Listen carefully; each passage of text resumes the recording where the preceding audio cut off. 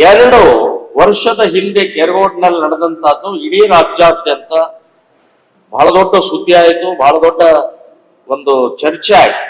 ಕೆರಗೋಡ್ನಲ್ಲಿ ದೇವಸ್ಥಾನದ ಎದುರುಗಡೆಗೆ 108 ಅಡಿ ಎತ್ತರದ ಒಂದು ಸ್ತಂಭ ಹಾಕಿ ಅಲ್ಲಿ ಕೇಸರಿ ಧ್ವಜ ಭಗವಾ ಬಾವುಟ.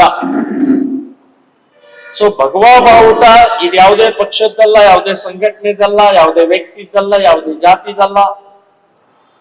ಸೊ ಇಷ್ಟೆಲ್ಲ ಇದ್ದಾಗಲೂ ಇವತ್ತು ಅದನ್ನು ವಿರೋಧ ಮಾಡ್ತಾರೆ ಅಂತಂದ್ರೆ, ಸೊ ಇದನ್ನು ವಿರೋಧ, ಕುತಂತ್ರ, ಷಡ್ಯಂತ್ರ ಅಲ್ಲಿಯ ಹಾಲಿ MLA ಅವರದೇ, ಅವರೇ ಮಾಡಿದಂತ ಕುಕೃತ್ಯ.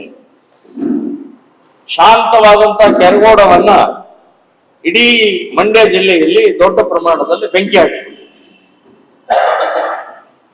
ಸೊ ನೀವು ಒಬ್ಬ ಹಿಂದೂ ಆಗಿ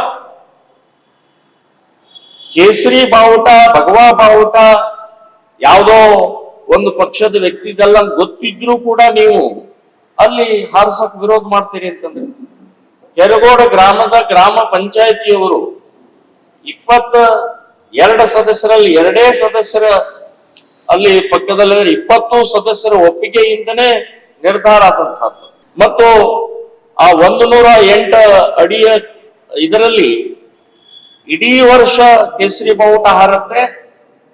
ಆಗಸ್ಟ್ 15ನೇ ತಾರೀಕು, ಜನವರಿ 26 ಮತ್ತು ಈ ಕನ್ನಡ ರಾಜ್ಯೋತ್ಸವ, ಈ ಸಂದರ್ಭದಲ್ಲಿ ಅದೇ ಸ್ತಂಭದ ಮೇಲೆ ಕನ್ನಡದ ಧ್ವಜ ಆಗ್ಲಿ, ರಾಷ್ಟ್ರ ಧ್ವಜ ಆಗ್ಲಿ ಹಾರಿಸೋದು ಅಂತನ್ನುವಂತ ನಿರ್ಣಯಗಳ ತಗೊಂಡಿದೆ.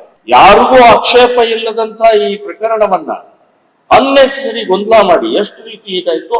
ಅದರ 2ನೇ ವರ್ಷದ ಇವತ್ತಿನ ದಿನ ಕರಾಳ ದಿನ.